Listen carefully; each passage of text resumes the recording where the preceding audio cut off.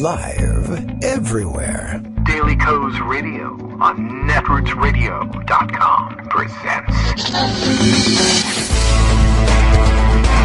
David Waldron. Kagro in the Morning Show.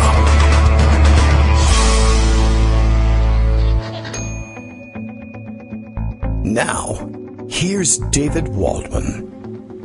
Hey, good morning, everybody. How you doing? It is Monday, February 11th, 2019. Time for another show. Just back off of a crazy weekend, and in fact, a little bit of a crazy run around this morning. Once again, on our 2-hour winter delay schedule. So, could be plenty of rattling around in the background. Lunches are still not entirely packed, so a bit of a emergency. But trying to make sure everybody is on track. They've gotten pretty good at this particular drill. So, I think things will be under control, but and I hope that we have enough recorded material in case of emergency to take care of things. But it is a Monday, and so we'll have Greg Dworkin on hand in just a few minutes, and that could give us some much-needed relief, just to make sure that all the lunches and drinks and snacks are put in the right place. And it affects the show, once again, not just this, but the weekend. I'm mostly disconnected for the weekend. I checked in every once in a while just to make sure, we're still out of country, or the president hadn't absconded with the newly minted $1 trillion coin or anything like that. Nothing like that happened over the weekend. No absconsion, nor the minting of the coin, but I expect that to happen imminently. And disconnected, playing the dad role to the college bound for the weekend, and so we're driving all over creation and making visits and doing interviews and all sorts of fun things that we all love to do. But catching back up now, I don't think did Trump take off for the weekend to Mar-a-Lago? I don't think so. I think he took care of that last week, and he's still on hand this week, reminiscent of the time of the shutdown, which is appropriate as well as we face yet another at the end of this week. This week is the last week given over to the process for working out the agreement by which they're supposed to avoid another shutdown come Friday, I guess, at midnight. And indications beginning to emerge from news reports and from the negotiations that, we may find ourselves right back where we started, more or less as predicted. I think everybody had spent the last week or so insisting that even Republicans wanted desperately to avoid this thing. But, of course, we've also spent the past, let's say 15 years or so explaining that Republicans don't know how to do the things they want to do and can't get them done.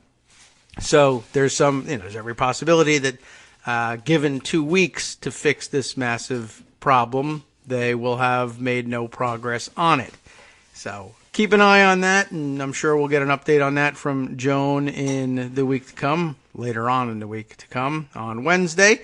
And mostly the reporting this weekend was about the Democrats entering into the presidential race and the insurmountable problems posed to them by eating food either wrong or asking how to do it right and then doing it right. This is a huge problem, as you know, because the largest number of women are running ever, I believe, as serious contenders for the presidency, and so we have to find serious issues about them very quickly and then harp on them for 18 months or so and attempt to destroy their future in public life because they ate a certain food the wrong way, or perhaps, like John Kerry, it's not exclusive to women, of course, put the wrong cheese, quote-unquote wrong cheese on their cheesesteak. I saw Atrios tweeting furiously for Atrios. He's a low-key guy. Over the weekend insisting, by the way, most places that actually serve cheesesteaks in Philadelphia, there are sort of two categories of places that serve cheesesteaks in Philadelphia, and it's not the ones that, like the two famous ones that have two different approaches to whatever the hell ingredient it is that they put on there. There's the ones that are for tourists, which are the famous ones that you see on TV because the politicians visited. And I'm not even really sure how that whole thing got started. Like, those are those are pretty, well, I mean, they're greasy and stuff. And I guess the charm of it is ordering out on the street and eating it out on the street. And I guess they bring the politicians there because it makes for a great photo because there's all the neon and everything. But the ones for tourists to go to, every city has something like this. They are the ones with we make it either with Cheese Whiz or nothing. And you can't order it with Swiss cheese because that's just crazy, and real Philadelphians don't do that. Everywhere else where Philadelphians go to get cheesesteaks that might actually be good, or perhaps eat indoors, apparently has got Swiss cheese on the menu, and they've got it for a reason. It's a mild cheese that actually pairs well, apparently, with the disgustingness that's on the sandwich. And I'm okay with the rest of the sandwich. The cheese bothers me. I'm no cheese expert, so I won't claim that. Anyway, I guess that happened to, let's see. It was Kirsten Gillibrand who was eating chicken and waffles somewhere. And I guess basically what was the big deal? She began eating, chicken and waffles. There's two items there, chicken and waffles. I almost always, when I eat waffles, especially with syrup, will try to use silverware when possible. And most people do. And in fact, everybody else did too. And that's how you eat waffles. And then you get to the chicken part. And, if you're out in your nice suit and you're campaigning and you're shaking hands with people, it's not a bad idea, honestly, to eat your fried chicken with a knife and fork there, too. Keep yourself clean, as neat as possible, hands not greasy. But you noticed, of course, gosh, I'm the only one doing the knife and fork thing here. I hope I don't insult anybody or make anybody think I'm some sort of a weirdo. Hey, how do you guys here usually eat this stuff? And they said, yeah, with our hands. So she said, all right, I'll do it that way too. And that was a horrible faux pas, apparently. Oh my God, she didn't know where was she born? What planet does she live on? She doesn't know how to eat fried chicken. Could this possibly really be the first time in her life she ever encountered fried chicken? Of course, everybody by now has seen the pictures of Donald Trump eating Kentucky Fried Chicken, which is definitely a hand thing. But whatever, eating it, knife and forking it on his private plane, which is also not how you eat Kentucky Fried Chicken, by the way. But whatever, and the big deal, of course, is, I don't know, he's a guy, and this is the sort of thing we yell about when women run for office, and so therefore, blah, blah, blah. Let's see.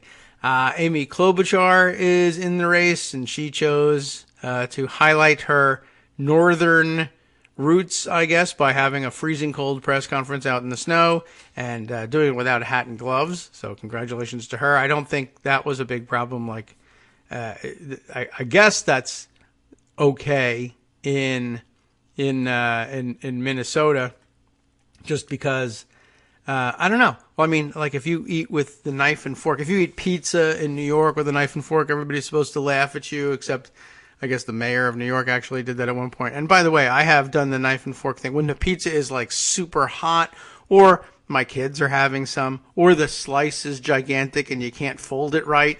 And I sometimes will either cut it in half, or I'll cut the first third or to a half of the giant slice with a knife and fork, and then just pick it up and fold it from there. But apparently, it's okay to eat, or it's not okay to eat food the wrong way, but I guess it's okay to dress the wrong way, or I guess if you're from there and you're supposed to show, hey, this weather isn't really cold, but everybody out there is in hats and gloves. I don't know. It's very difficult to tell when you're supposed to do what others do and when you're supposed to do your own thing, and you're damned if you do and damned if you don't. If you copy everybody there, you're not genuine as a person, and if you do your own thing, then you're too stupid to understand local custom. I guess that's the way it is when you run for president. Didn't seem to matter very much for Donald Trump, who is both not genuine and too stupid.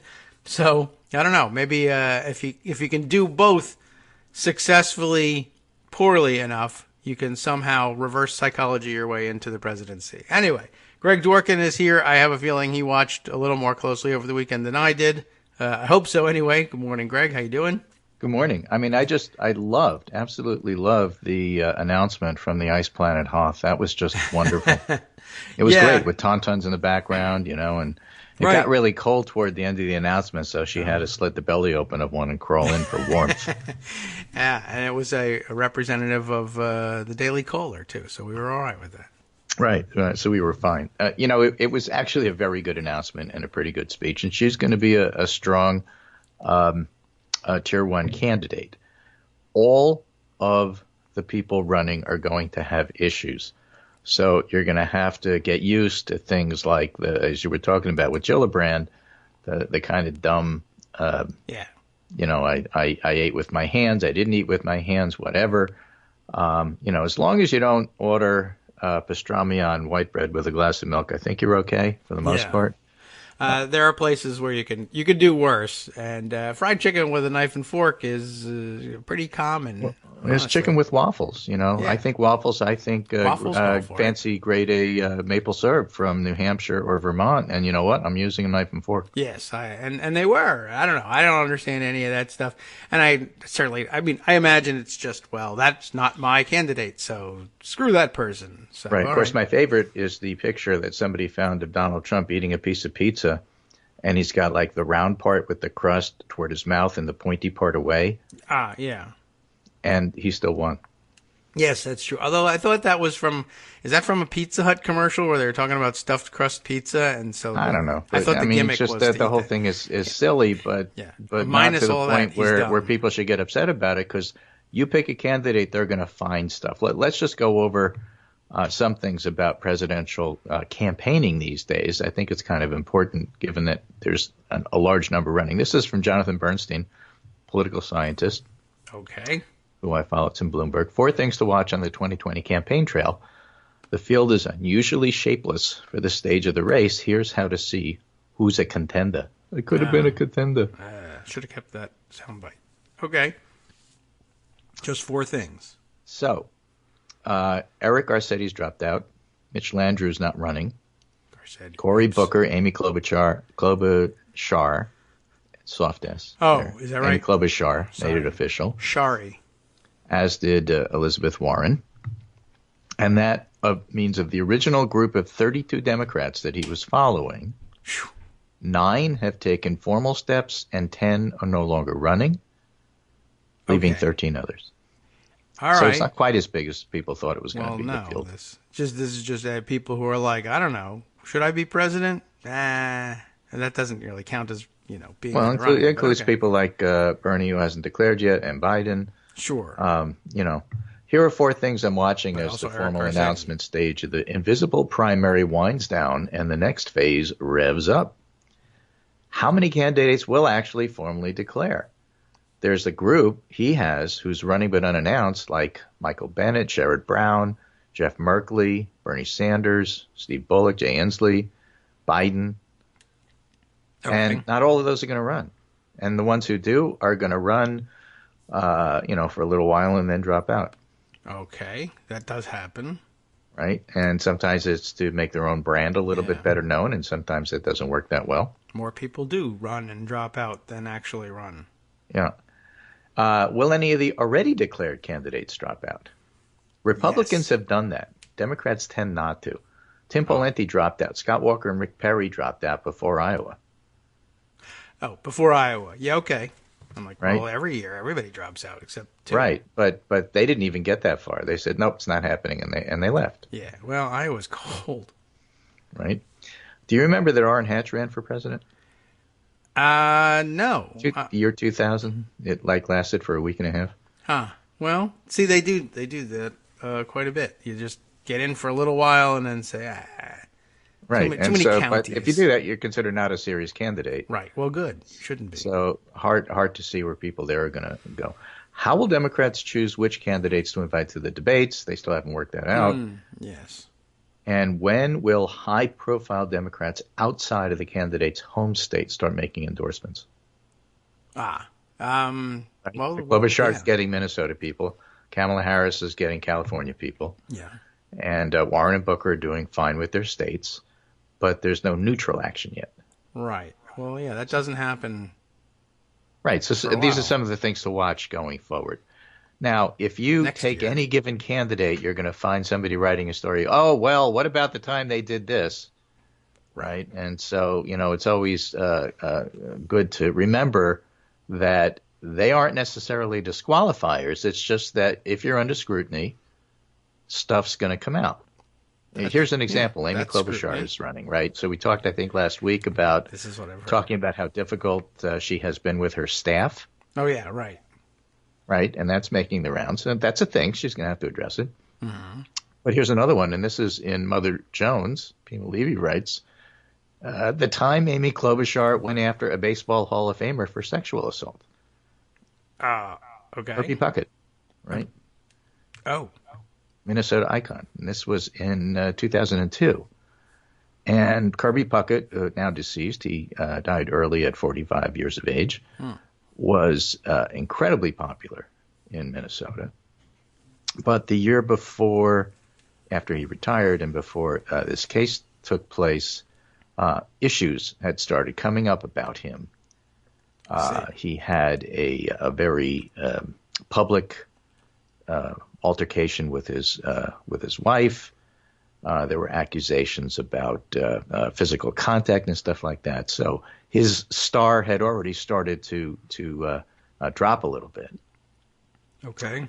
And then in 2002, she was the prosecutor, not yet a senator, and had to decide whether to prosecute a sports star for an alleged sexual assault. Mm-hmm. And so she decided to prosecute him. Ultimately, he was acquitted. And it was a tricky case because it came down, according to this Mother Jones story, to Puckett's word against his accusers, a 34-year-old woman who was identified in court documents only by the initials KL. In those days, people didn't come outright and say, this is who I am, here's my statement, here's my lawyer, I'll be on TV. Right.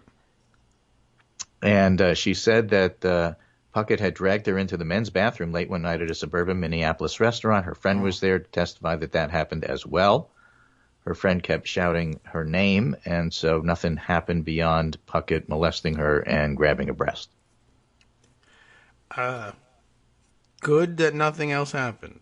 Right. Kirby Puckett had a different story. He said there'd been a line for the women's bathroom, so we escorted this woman into the men's bathroom. She could use it. When she saw other people in the bathroom, she left. That's all that happened. Okay. So that was a classic he said, she said. Like it might be an excuse. And it went to trial. She was acquitted. This is in the background. I'm just saying, you're running in the presidential race, and you're from Minnesota. Somebody's going to bring this up. Okay. Is it a good... When they're bringing it up, they want it to be a bad thing. It's hard. Was it an early Me Too, or was it prosecutorial overreach? There's another prosecutor, Kamala Harris, in the race. And people will take your prosecutorial history and use that either for or against you as you're running. I'm just saying it's a thing, and people should be aware that stuff like this is going to come up. Okay, that's because most people who are running for president have done things before. Right. Not like that coffee guy. Right. So that's Klobuchar. Okay. Then there's, of course, Steve Schmidt. He stormed off his own podcast when he was asked about advising Howard Schultz. I just thought I'd throw that in for comic relief. Okay. Yeah, I saw that, and I was like, wait a minute, Steve Schmidt. What's he doing on TV again? All right. So he's working for, Schultz. Great. Okay. Right. Kirsten Gillibrand, of course, has the How You Eat Chicken gate. Right. But in addition to that, Victoria Brownworth on Twitter also had a fairly extensive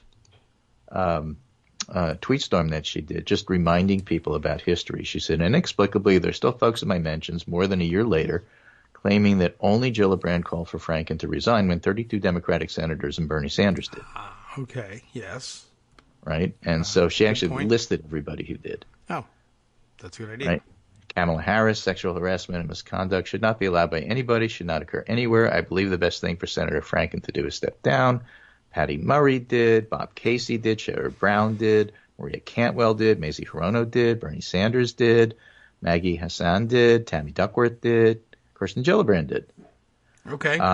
And so, but everybody knows it's Kirsten Gillibrand that pushed Franken out. Yeah, that is interesting. That's how did that? Why was she first? She was first. Okay. Well, that's one of the things about being first. Yeah, she was first by minutes, first by hours. I mean, it was all happening at about the same time. Yeah, all right. But it's interesting. It is. Heidi Camp also. Let's see. She had said she thought Franken should step down. And again, I'm just going through the whole list here and just trying to put this into perspective. There's a lot of things that you might take issue with Gillibrand, her record, how she's changed policy, although she's gone from being a representative to representing the entire state, and that will be part of your evolution if that happens. Mm-hmm. I have to say her rollout hasn't gone as well as I think Klobuchar's is going to, or Kamala Harris. And so, again, we'll have to see how these things develop. But I just wanted that out there for the record, because some of the bad press that Gillibrand gets is deserved, and some of it isn't. Well, yeah, that's true of all of them, I think. But yeah, that's one of the sore points, and people press on that one, and I'm okay there. I just wait till Klobuchar has to eat something, I guess, and then we'll find out something really substantive about her. Right. And talking about politicians, another one I want to bring up, Walter Jones died. Oh, okay. Yeah, he was on watch. Yeah. He was actually the congressman, as Matt Fuller points out, who crossed party lines the most. Mm-hmm. He was taken off of committee assignments and isolated by his party. Yes. But he was very supportive of the military in his district, voted the way he thought that he ought to vote. He remained an independent until the time of his death. A very interesting guy. He was the Republican Democrats like to like. Yeah, he was pretty fascinating. So okay, well, he'll be missed, I guess, and in a special way. He was an interesting case, and he was the one who crossed the line more than anyone else. And I think his father was in Congress too. And I guess as a also Democrat, a committee chair as a Democrat. Yeah. Mm-hmm. Back in the days, it was somewhat of a different kind of a Democrat. He wasn't really a latter day Democrat, but there was that tradition in there, and it perhaps paved the way to make it more easy for his son to cross the aisle from time to time. But we were glad when he did, and he really was pretty genuine in his contrition about the Iraq War. When you say he was, of course, we've been over this territory. When he was saying he's very supportive of the military in his district, not the way Republicans are generally seen to be, quote unquote, supportive of the military. Like, yeah, let's go have wars because military people love to die. No, right, and everybody else is soft on. Yeah. Right, you're soft on the military or on foreign policy if you don't send the military to its death, and frequently. And he actually, was concerned about his constituents being killed. It's a very interesting thing, and sort of like a lost ability among Republicans somehow. Yeah, amazing. Really, well, kind of an lost amazing thing. Now. And then completing for now our broad sweep of looking at candidates. Oh, I do want to mention Cory Booker. Cory Booker is one of those guys that really goes out of his way to try to get everybody to like him as opposed to dumping on everybody else. Okay. Will be interesting to see how he plays. First thing I think that people will bring up about Cory Booker, if you're a non-Booker fan, is that he was seen in the same vicinity as Betsy DeVos on charter schools and didn't automatically condemn them. Yes, that is an issue for him. It will be in the Democratic primary where DeVos is poison. But in his defense, if there is to be a defense about it, he was working with public schools that were in really, really bad shape and was looking for anything that would help. Mm-hmm. Now, the problem with Betsy DeVos is that her grift is to take the money out of public schools, put it into charter schools, and then get rid of regulation so that the charter schools could then take the best students, skim off the best, and expel everybody else and put them back in the public schools. Right. So without regulation, that doesn't work. And I'm not saying that Cory Booker is in that category. In fact, if I recall correctly, I think he voted against the Vos when she was being conferred for Secretary of Education. Okay, yeah, very possibly. But again, it's one of those things that's going to wind up coming up. And then the last story in the survey here is from Alex Rorty in McClatchy. Weaker candidate than Hillary, Democrats cast deep doubt on Biden's 2020 value. And this is just a discussion with a lot of political insiders, like Jim Manley, who used to be Harry Reid's guy. I'm not convinced Biden's the right way to go at this point in time. The folks I've talked to are a little taken aback by his potential candidacy. No one quite understands where it's coming from. So McClatchy interviewed 31 Democratic strategists. All some are on the record, 9, and the others are anonymously, but do not plan to be affiliated with any candidate running. So it's important to say that if they're giving an anonymous quote, it's not because they're working for somebody else. I see. And they said, strikingly, the conversations yielded a similar view. The Democratic political community is more broadly and deeply pessimistic about Biden's potential candidacy than is commonly known. Basically, baggage. Okay. Lots and lots and lots and lots and lots of baggage. That's true. I mean, he has been. You accumulate baggage when you run for president. People dig it up on you, and he's kind of been at or around the margins of running for president for a very long time. Right. So many of the strategists just flat out say, if he did win the nomination, he's no better or worse positioned than Kamala Harris or Kirsten Gillibrand or any of the other top tier people. That's true. I think that's probably fair enough to say. Yeah, I mean, we've had him around for a long time. But he doesn't automatically jump to the front of the field. No, and I'm sure that he thought that was the case, and it may have helped more last time around, but maybe not so much this time. Right. Very interesting. All right, well, we'll keep an eye on that, and we have 2 minutes to look closely at it. Right, after the break, Virginia politics. Okay. Hi, everybody. It's me, David. Let's change things up from the old fundraising pitch for just a minute and talk instead about how you can be a part of our show. If you've got a smartphone or any other electronic recording device, why not sit down and record a segment for us? Read us an important article and give us your take. Read one of your own original essays, or even just give us your commentary on something you'd like to share that's important to you. Then send the file to me at kagrox@gmail.com, and I'll try and work it into the show. Short segments, a few minutes in length, are easiest to fit in. And of course, I can't always guarantee that I'll be able to play everything, but if you've ever shouted at your radio or TV about something you wish was being covered, here's your chance to change that. Make the show your own. Send your submissions to me at kagrox@gmail.com.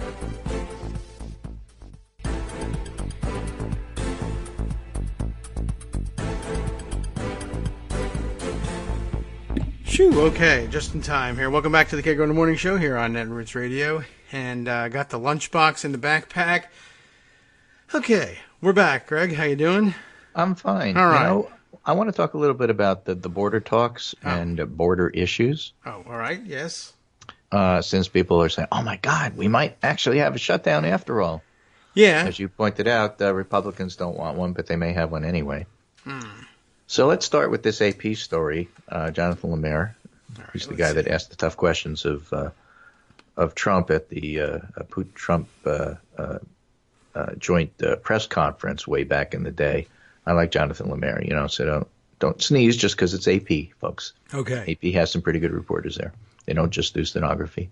This one is border talks will resume with a pall of pessimism after weekend breakdown. Pall of pessimism. A pall of pessimism. So Mulvaney did signal the White House would prefer not to have a repeat of the last shutdown, but he's not ruling it out.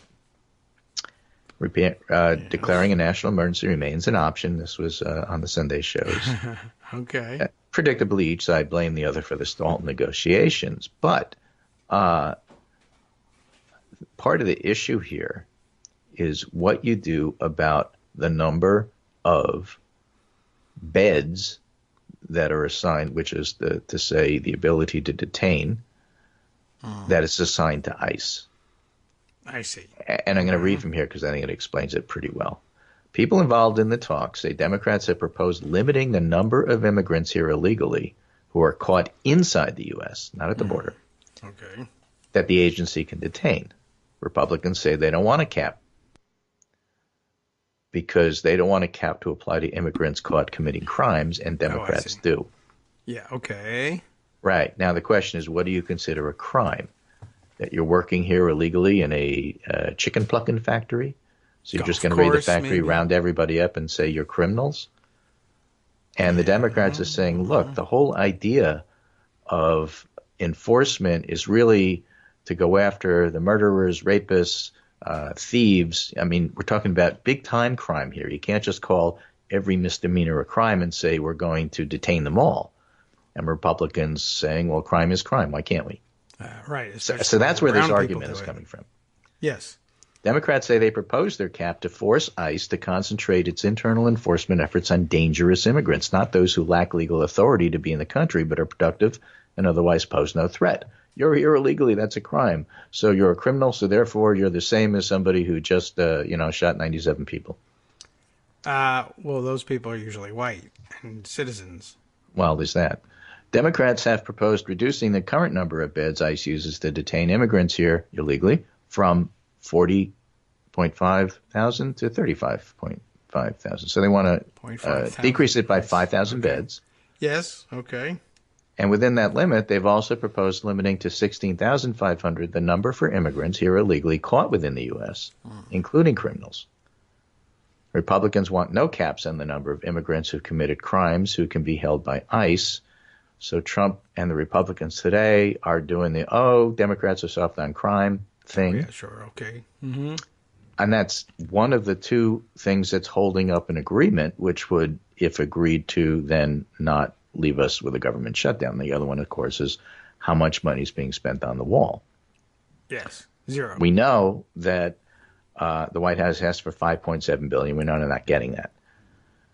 So those are the two issues that are stalling the talks right now. What I am unclear on is whether or not this is a bait and switch sort of thing, that Republicans aren't getting the money they want on the wall, so they're making a big deal of the number of beds that ICE has and shifting the conversation to say, okay, the shutdown's going to happen. It's really over the wall. But we're going to say the shutdown happened because Democrats are being recalcitrant about soft on crime. Therefore, it's a Democrat's fault if the government shuts down. That sounds like they think they could make that work. Yeah, they do. So I think that may be what's going on. I can't tell how big a sticking point, in other words, those ICE beds really are. Yes. It doesn't seem to me like you'd shut the government down over that, even though there's a principle involved. Yeah. Because if you don't have the votes, then principles only get you so far. That's true, too. Well, we'll see how good they are at selling that. They've got a couple days. Well, now, if you're talking about selling that, as somebody pointed out, why do Democrats generally lose these messaging wars? They certainly won over the wall. Yeah. But in general, if you have a 50-50 can go either way kind of messaging battle, Republicans have an entire channel or two, Sinclair and Fox, to push their side. And Democrats try to be reasonable and split the difference, and that winds up being a very unequal battle. So I'm guessing Democrats are going to wind up giving a lot on the ICE beds, but not on the wall. And we still may have a shutdown. So we'll see what happens. Yeah. We'll see. It's going to be an interesting one to see who gets trapped in explaining this one. It's typically us. Yeah, typically. So I have this, Julia Kam used to work for DHS. She's now a Harvard professor, but she's a very good explainer about security issues. Okay. You remember Dan Crenshaw, the guy who lost an eye in battle and was on Saturday Night Live and all this sort of stuff? Yeah, right. Yes, I do. He got into an argument with her about the wall and security, which I thought was really interesting and revealing. All right. What did he do that for? So Crenshaw says, I'm trying to give you the benefit of the doubt here since I know you from Harvard, but it's difficult. Answer this question honestly, please. Why does a drug bust at a point of entry prove your case that fencing shouldn't be used in between points of entry? You realize they are separate issues, right? Yeah. And she says, oh, hey, sorry for the delay. Not on Twitter all the time, Congressman. This may take a while, and I know how busy you must be, but let's start with substance and then move to process, shall we? She says, on substance, I think you know the answer. And if you listen to the one person who is your colleague who actually knows the border and is from your party, you would understand why the dynamics of border security are fluid and require a layered, not a static response. And she's referring to Will Hurd and gives a interview source. So why would anybody who lives, works, or actually spent a career, I think you know by bio by now, in Homeland Security and border management not favor a wall? The alternatives, man and women power technology barriers, yes, lest you forget the Obama administration built nearly 800 miles of barriers, drones, dogs, are so much better. See, unlike a war zone, and I'll defer to you on that, a port of entry must permit flow. It's how we function as a market economy. So us experts think about it in terms of how we do better secure flow. Mm-hmm. Right. You can't flow through a wall. Can't flow through a wall. So let's take your example of the fentanyl arrest. That was the big one that happened at a port of entry. Think about it. It was stopped because it wasn't a wall. It was intelligence, men and women power, technology, dogs that led to the arrest. That's how it should work. It's not a sign there's a better alternative with a static solution. A wall is a static solution. So I suspect you get this, but I'm happy to explain. On process, though, you're the congressman, and you know that your job is to weigh priorities with funding. So let's assume you have 100 pennies to spend across competing priorities, and let's say you want all of them to be spent on border enforcement. Not sure how your constituencies would feel about that, but let's say you do. How would you spend them? No one, even CBP, that's the Border Patrol, right, until last few months, ever even thought a wall made sense because it would take years. Tell me how that solves a crisis, but as you know, there isn't one. Require eminent domain. Your Texas colleague has thoughts on that. Yes. And would pull from the dynamic security that does work. So us experts oppose the wall is just an unbecoming comment. Us experts include your Republican colleagues and those of us who have worked border issues in government, and again, CBP. So I feel silly writing this. You know this, and if you don't happy to continue the conversation, but one final thing about the mansplaining thing. I wasn't going to re-engage it. I don't want to be known as the expert who accused you of mansplaining any more than you want to be known for a SNL skit. It's not why we do what we do. Too bad. But as a graduate of Harvard, your odd mentions of it in every tweet to me, this is the first time I've mentioned it, suggests it's a dig. I'm sorry you feel that way about what you may or may not have learned here. We try to teach responsible bipartisan leadership. Some of us have spent a career in and out of government or media or private sector in the academy. She is me. But I would take your interest in my opinions more seriously if they didn't include such odd personal attacks. It's not becoming of your position. I wish you best as you assess this in your role and you engage with women and men whom you disagree with in a much less personal manner. Support your point with facts, history, economics, and policy, not with mocking a woman because, well, she is me, and you will lose that one. Okay. Right? So back to substance. Earlier I mentioned how we want fluid responses to support the sometimes competing goal of secure flow. It's how we think about movement in our homeland. But is also a second tenet for how we think about complex security challenges, and that's layered security. The basic goal here is to ensure that you don't build a system around what we call a single point of failure. That's to be avoided at all costs because if it's penetrated, the whole system goes down. 9/11 and cockpit doors. Sony hack and a single system administrator. BP oil spill and a blowout preventer. So ideally, we build systems that have multiple barriers so that the access point is either avoided or difficult to access, like lock the cockpit door but have multiple security layers before you get in on the plane. So on substance, the wall defeats those primary tenets of protecting a complex system, balancing security with flow, and avoiding the single point of failure. It's just a way to think about the substantive arguments about real security.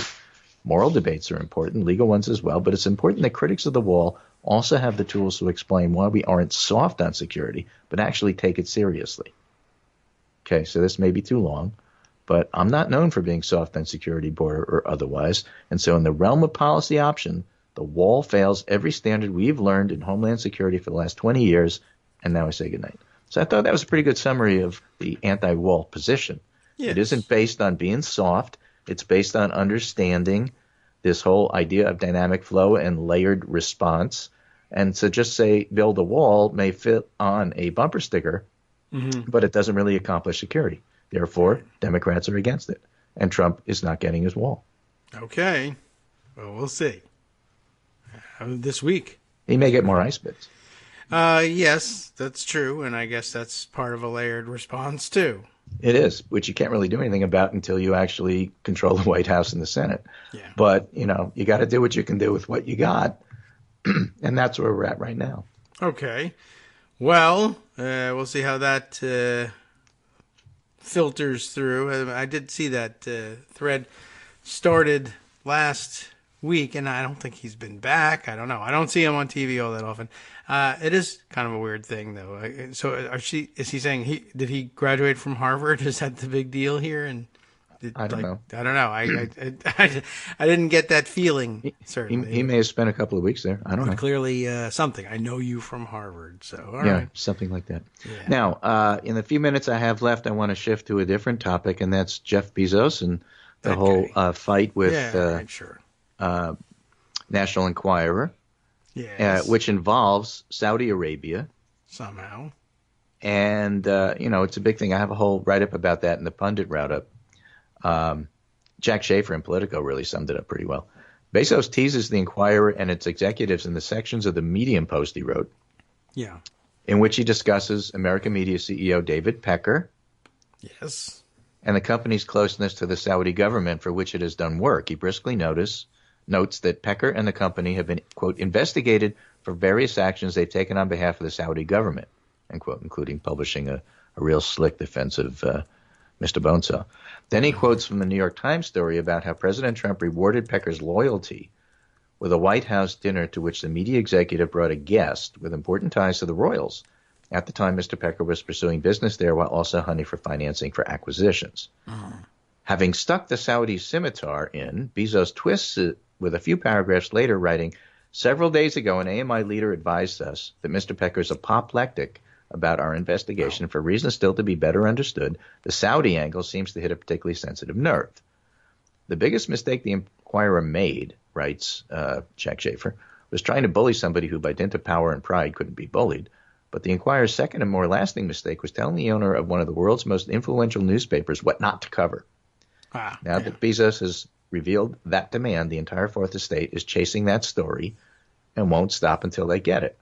So were the dick pics and personal chats leaked by his mistress's brother, as some reports say, or was it hacked by Saudis in the country trying to hack people using borrowed, purchased, or otherwise acquired Israeli intelligence techniques, as other reports are saying?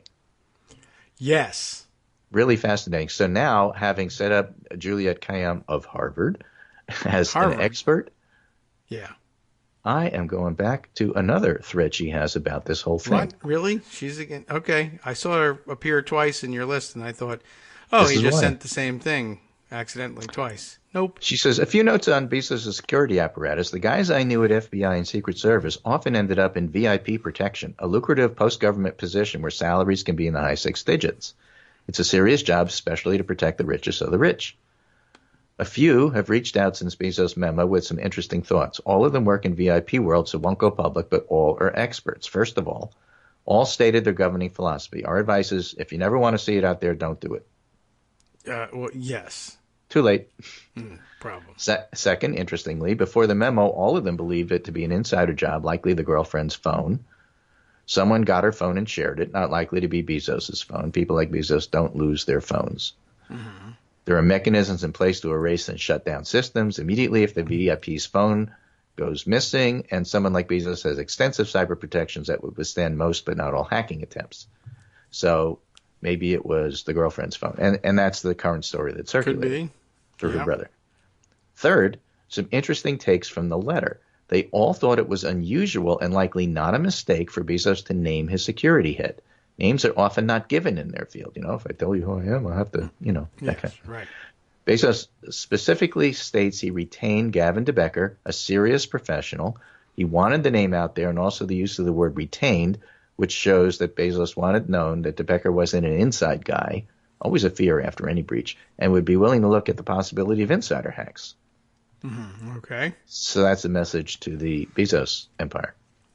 Guess Don't so. hack from inside because the outside guy will find you. Fourth, reference to Saudi Arabia was more than speculation. This is the interesting part, I thought. Okay. You just don't do that. DeBecker wouldn't let him do that, meaning that the Bezos security team has already done some cyber forensic analysis and knows it wasn't insider and may have hints of who. That's why representatives of Bezos also stated in interviews that they believe a government entity was involved. They didn't say it was the U.S. In other words, under that theory, Saudi Arabia's sophisticated intel folks did the hack, either on their own because of the Khashoggi investigation or possibly they were asked to, and fed that information to AMI. And this is the take from a bunch of guys who are in the space now and who think and prepare for physical, personal, and cybersecurity for some of the richest people on Earth. I thought those were interesting observations from somebody who's pretty tied into the intel and security community. Okay. I can buy some of that. Mm-hmm. Cool.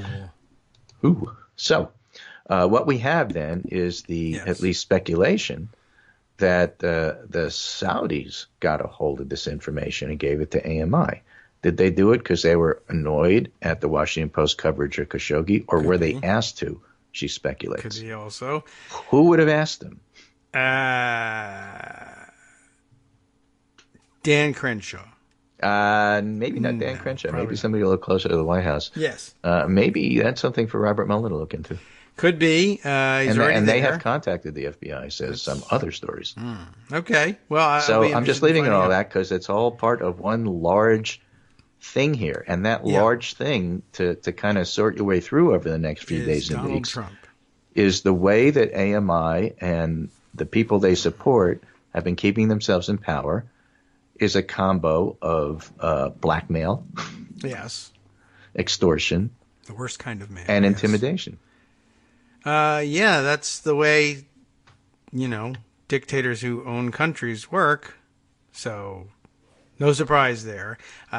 Even though there was that glossy magazine that said it was a new Middle East and everything. Of course, that was published by AMI. So they got to discount that at some level. Yeah, well, this is interesting.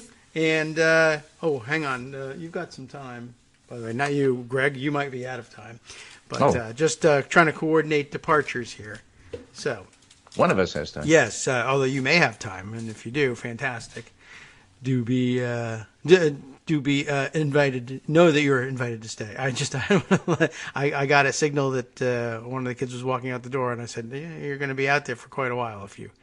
Well, to finish up this thought here, there's a news story out by Adam Entis and Ronan Farrow in the New Yorker, which is called "Private Mossad for Hire: Inside a Plot to Influence American Elections, Starting with One Small Town Race." Where is that? That is in the New Yorker. Where is the link? I think it's in that long list, but I'll just dump it at the bottom so you can find it easy. All right. I want to take a look at that as well. And there it is. Okay. Did I see that one right? And so that kind of wraps up the whole idea of looking at nefarious ways of influencing elections. Yeah. Other topics we could cover that we don't have time for. How about this one? Jared Bernstein writes, the real reason conservatives are suddenly freaking out about socialism. Oh, that's a nice broad topic. Yeah. And Patrick Egan goes off on a Ross Stouthout column saying that, you can't suggest things like the Green New Deal. There'll be a huge backlash. Yes, that was a weekend activity, wasn't it? Right. Lawrence Glickman says, basically in a long series of tweets, he's a historian at Cornell University, the whole idea of a backlash is ridiculous. Whenever a party is going to do what they're going to do anyway, since Ross Stouthout is threatening that the GOP will take the stance of exactly what they're taking right now, which is opposing all environmental activism. Yes, right. No, don't force them to do that again. Right. We were ready to talk with you and be reasonable until you did this, and now we're right back to where we were 10 minutes ago. It's all your fault, AOC. And it's all your fault, AOC, exactly. Patrick Egan writes, the biggest concern about any comprehensive initiative to mitigate climate change isn't will it get bipartisan support. It's not going to. Yeah. The issue is, can you unite white-collar Democrats who are already on board because they can afford some of the mitigation steps? Can you get them on board with blue-collar Democrats who might have to pay a price? That's the real issue. Yes. So he says what's smart about the Green New Deal is that by linking climate change to the economic concerns of blue-collar Democrats, it moves the party in the direction of making a comprehensive climate change solution politically feasible the next time it has power, since they're not passing anything while they have a Republican Senate and a Republican White House. So he makes those points, and I think they're kind of interesting. I'll leave you with that. I got to run. Oh, all right. But it's been a pleasure talking to you on this Monday morning. I'm glad for that. So much to say. We didn't even get to Virginia, and so much to say about Virginia. That would be your state. A lot of good people live in Virginia. Right. We're out of here. This place is crazy. No, we're sticking around, and this is gonna be interesting to see how this sorts itself out. Nobody's left. Nobody's resigned.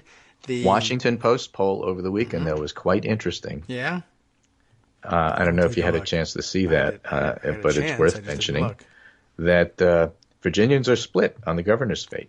Yes. They're deadlocked over whether Northam should step down, and only a third think that Herring, the attorney general, should step down. And I'm not going to mention the lieutenant governor Fairfax's position here because the poll was done before the second accusation came out, so I don't know what it means. Okay.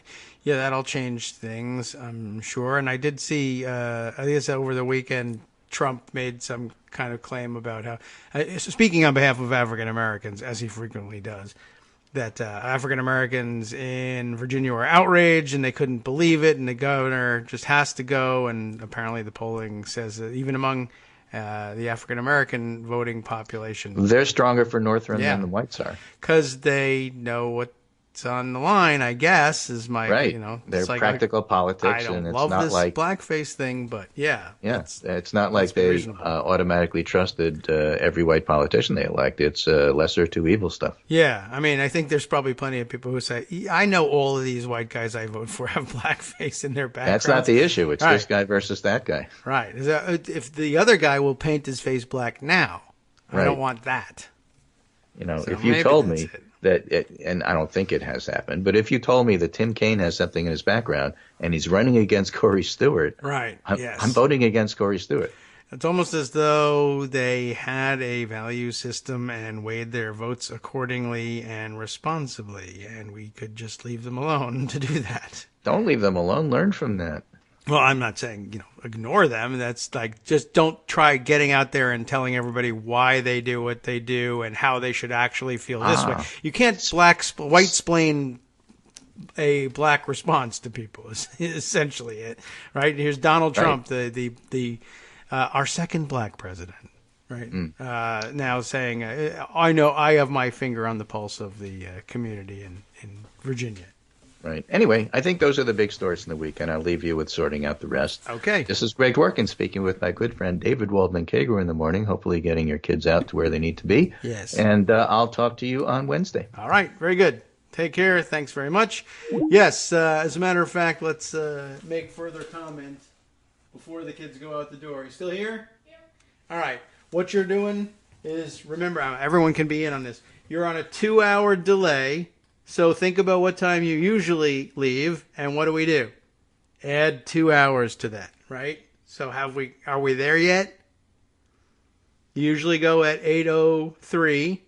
You want to go at 10:03. Yes. Okay. Excellent. Thank you. So that's the math lesson for today. But thank you for being on top of it. You definitely won't miss the bus, and I appreciate that. Is it raining out? Yeah. Oh my. Okay. Well, I'll tell you what. We will make sure that you're clean and warm and dry, and I will have a break before you have to go out the door, and I'll talk to you then. Okay, excellent. Didn't want you to panic and stand outside in the rain for 20 minutes if you didn't have to. But that's a good sign. Everybody's on top of things. It's usually the other way around. When the second to leave today comes around, it'll be more about get the hell out the door than it is about, wait, you're way ahead of the game. You can stop and rest. Okay. Well, that's good news. You don't often get that. Good, responsible kids. All right. Let's see. Where are we here? We're about 2 minutes from that break, which, okay. At that point, we'll be able to straighten all of this out off the air. And in the meantime, oh, yes, I wanted to grab the story about the brother and the brother's involvement in this Bezos story. I saw briefly this morning a report on it, and now I don't know where I grabbed it, but I was wondering about that. My recollection is, of course, we know what the content of the Bezos photos are, but there was also some mention of the AMI lawyer's description of what was in the photos of his girlfriend, Lauren Sanchez. And they were, I don't know whether they were as revealing as his pictures were, but it struck me anyway that it seemed rather exceptionally odd for the brother to have been dealing in these photos, because how weird is it to be distributing your sister's revealing selfies? I don't know whether he stopped to take a look or whether he was just handed a packet of information and passed that along, but it doesn't clear things up all that much. And I assume, I don't know, I didn't see very much in the way of right-wing gloating about it, but I figured that they would be out there screaming, "Ha, you were saying it was a governmental entity," and hinting that it might be the Sauds, and therefore you're wrong because it was the brother. Well, one, it turns out in some of the reporting, Michael Sanchez, I'm not certain exactly how he claims to, if he claims, how he got access to his sister's phone, but it could be as simple as she has an unsecured phone and she was visiting, or he was visiting her and he picked it up. And I don't know, not necessarily finding revealing pictures of her on her own phone would motivate me to say, I'm going to call the press about this. But anyway, as it turns out, he's, I guess the big part of the story here that we haven't mentioned yet is that Michael Sanchez is apparently pretty closely linked to a number of important and particularly scummy Republican operatives, including the dirty trickster of all dirty tricksters, are we now indicted with Roger Stone? Is that where we are in the stages of things? Yeah, a Roger Stone associate. And that by itself is pretty weird and revealing, and also still, to me, doesn't rule out the fact that, or the possibility of it having been grabbed by a foreign government and handed over.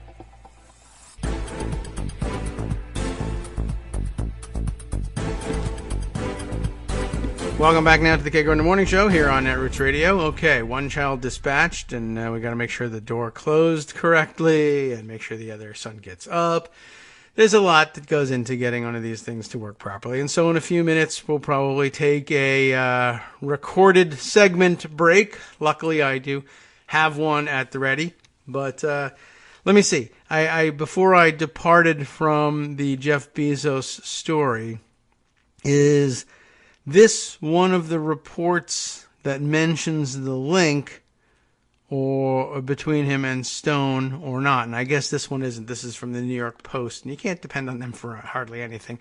Let's see. Where's the I'll have to Google up something and see if I can call that one up. Well, let's see. The Daily Mail, which is not really a favorite. The Daily Beast.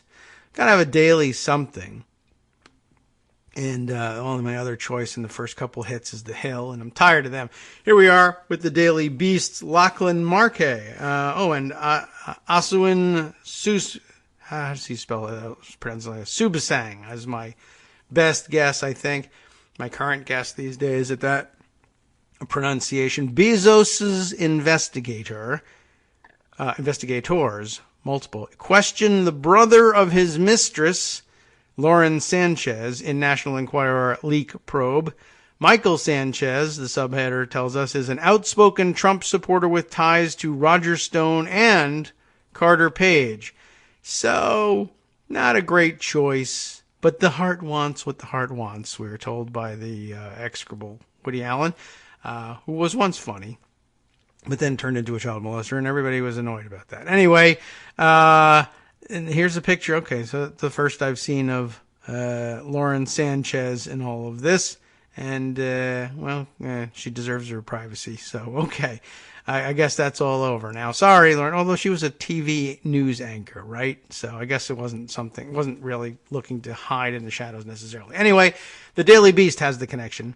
We'll read their piece quickly. Jeff Bezos' top personal security consultant has questioned his mistress's brother As part of the probe into how the couple's text messages wound up in the hands of the National Enquirer, Gavin de Becker, whose name we heard earlier, the Amazon chief's longtime personal security consultant, and the point person for the investigation. So there, by the way, I'll bring up there because he was the longtime personal security consultant. I don't know how outside he is, so not positive that I would buy into every ounce of Juliet Kayyem's analysis of how that sent a message to the Amazon circle. I think the message was, oh my gosh, he's investigating it, and I think that probably was enough for them because they're relatively smart people, and they don't care much whether they're caught by insiders or outsiders, but it's a very subtle subtext. If anything at all. But Harvard people see subtle subtexts. So sure. And it makes it a more exciting murder mystery type story, even though there has been no murder so far. But if the Sauds are involved, there could be a murder at any moment. All right. So Gavin de Becker, the Amazon chief's longtime personal security consultant and the point person for the investigation, confirmed to the Daily Beast on Wednesday that his probe has scrutinized Michael Sanchez, the brother of Bezos' mistress Lauren Sanchez, I wonder how they met, and a personal and business associate of Trump world figures, including Roger Stone, Carter Page, there's another, and Scotty Nell Hughes, whose name rings a bell, but I forget what she's all about. But isn't she my recollection is that she's she a Fox News figure that somehow tried to sidle her way over into government, or do I have that backwards? But she does ring a bell, as a loon, as most people do when they're in those circles. On Wednesday, the Daily Beast first reported the existence of that investigation, which is taking place independent of Amazon and being funded by Bezos personally. 3 sources familiar with the inquiry said it was increasingly probable that whoever leaked the text messages to the Enquirer, which ran a conspicuously large 12-page spread on Bezos' affair, harbored political animosity toward Bezos, the owner of the Washington Post. Michael Sanchez's name bubbled up on the British celebrity news and gossip website Popbitch. Website names. You are forced to love them. Literally.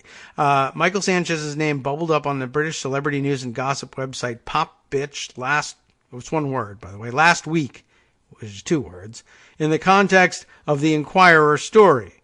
Stone also mentioned Sanchez in an interview with conspiracy theory site InfoWars, of course, on Wednesday, that sought to preempt the Daily Beast's reporting by falsely claiming that it would accuse him of conspiring with the Trump administration to hack Bezos' phone.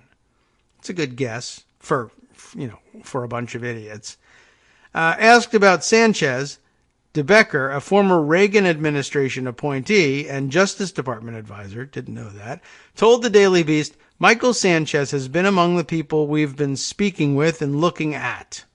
And that's probably unfortunate. De Becker would not elaborate on their conversations and stressed that the investigation is ongoing, but he confirmed that strong leads point to political motives. Didn't we read in one of the other articles that the investigation was done? Maybe not. It wouldn't make much difference. Anyway, according to 2 sources familiar with de Becker's investigation, Sanchez has suggested that the, quote, deep state, and specifically the National Security Agency, may have been responsible for obtaining text messages from Bezos' phone. Let me say that again. Sanchez is the one who suggested that the deep state and specifically that NSA may have been the ones who obtained the text messages. In other words, the first report, I guess, or at least one report, and if not the first one, that a government entity might be involved came from the guy who is now suspected of being the leaker, which I don't know what you're supposed to take out of that. Given that he's a friend of Roger Stone's, it's a 50-50 chance that he even believes that. Okay, Sanchez declined to comment for this story. By his own account, Sanchez is not your typical conservative. That's great. So good to know.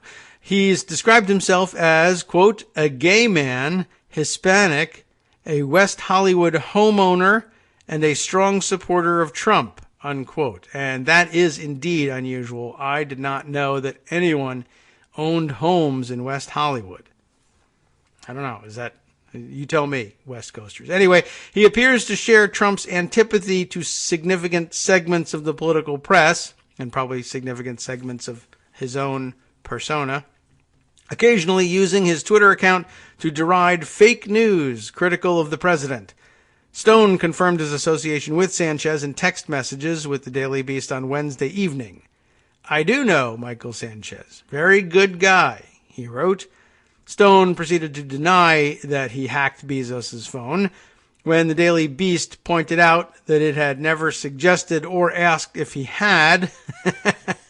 Stone replied, "You are busted. You're not a journalist. No one believes anything you write." How is he busted? I am not sure. Fill in your own blanks on that one, I guess. According to documents reviewed by the Daily Beast, Stone and Sanchez were in touch about the National Enquirer story in the days after it ran, and in the days before, Stone was arrested by the FBI and charged with 7 criminal counts related to the federal investigation into Russian meddling in the 2016 presidential election. I bet you didn't know that was under investigation. Those documents show that Sanchez was also in contact with another figure caught up in the Russian investigations, former Trump campaign foreign policy advisor Carter Page. Page told the Daily Beast, still there, that he and Sanchez have a personal and professional relationship. Michael is a friend, and his agency, Axis Management, has represented me in the past. What does he have an agency for again? I was like, he's there. So yeah, like there's nothing in the, I guess, I mean, does making, is being a West Hollywood homeowner code for I'm an actor? Is that what that's supposed to mean? That he has an agent? And not all gay people have agents, right? I don't think that's the case. Not all Hispanics retain agents either. Strong supporters of Trump, I guess, are few and far between and might want to retain an agent, but I don't think I understand like what would be why he's represented by an agent. Carter Page, I guess, is the kind of person who gets contacted all the time for media appearances for whatever reason, and so might want to have an agent. That's sort of a weird thing. So Axis Management, Axis, which is a great name to pull in this stage of latter-day Nazis, has represented both of them. So that's what he says. Page also said that Sanchez had, quote, arranged my appearance at Politicon in L.A. last October. Page, has a weird agenda. Okay, Page declined to go into further detail when asked about the last time he spoke to Sanchez. Page and Sanchez were indeed pictured together at Politicon in October, along with another former Sanchez client, one-time Trump-boosting commentator and campaign trail ally, Scotty Nell Hughes. Hughes settled a lawsuit with Fox News last year after alleging she was raped by, wow, I'm saying it like it's so matter of fact, but I forgot. I mean, this is probably common knowledge to anybody who remembers who Scotty Nell Hughes is. But now I'm reminded of it. So she alleges that she was raped by Fox Business Network host Charles Payne. And charges Payne and the network, these are charges that he and the network have denied, as is frequently the case. During the lawsuit, emails between Hughes and Payne were leaked to the press, including to Radar Online, a publication owned by the same parent company as the National Enquirer, AMI. That is rather curious, isn't it? All right. Well, let's see. Now might be a good time for us to A, switch gears, and B, roll out a piece that Paula Apanis has sent us, Paula Ryder, who you may know her as. And let me just grab the info on this and see what it is we're looking at. She sent me a note about it. It's her reading of a Jamel Bowie piece from the New York Times dated the 7th. It is, which one? Let's open it up here and make sure I can see it and follow along. The Biden fallacy. So speaking of Biden, as we were earlier in the show, let's take a quick listen to her rendition of it, and I can use at least part of that break to make sure that the second of the two to depart is roused and awake and out of bed and has at least one foot on the floor. I'll be right back. Paula, help us out. Thanks so much. Hey, David.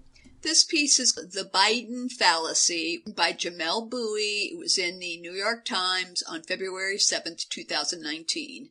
The subhead is Struggle Against the Powerful, Not Accommodation of Their Interests, is how America produced the conditions for its greatest social reforms. There's something odd about the self-described moderates and centrists considering a run for president.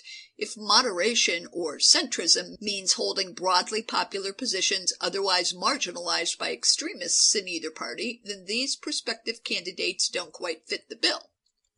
Senator Elizabeth Warren's proposed wealth tax on the nation's largest fortunes is very popular, according to recent polling by Morning Consult, with huge support from Democrats and considerable backing from Republicans. But Michael Bloomberg, the former mayor of New York, who has flirted with running for president as a moderate Democrat, rejects the plan as an extreme policy that would put the United States on the path to economic ruin. He is similarly dismissive of the idea of Medicare for all, warning that it would bankrupt us for a very long time. Likewise, Terry McAuliffe, the former governor of Virginia, has staked out ground as a moderate politician, even as he opposes similarly popular ideas. A substantial majority of the public favors proposals to greatly expand college access or make it free outright. In a January op-ed for the Washington Post, McAuliffe dismissed universal free college as a misuse of tax dollars. Spending limited taxpayer money on free college education for the children of rich parents badly misses the mark for most families, he said. And let's not forget Howard Schultz, the former Starbucks chief executive, who might run for president as an independent, who characterizes himself as a centrist, despite holding positions that have little traction among the public as a whole. We have to go after entitlements, he has said, referring to the unpopular idea of cutting Social Security and Medicare to shrink the federal deficit. In each case, these moderate politicians have positioned themselves against broad public preference. What then makes a moderate, if not policies that appeal to the middle? You'll find the answer in two comments from Joe Biden, who served 2 terms as vice president under President Barack Obama and is mulling a third run for the Democratic nomination. The first is from a speech in 2018, the second from more recent remarks to the United States Conference of Mayors.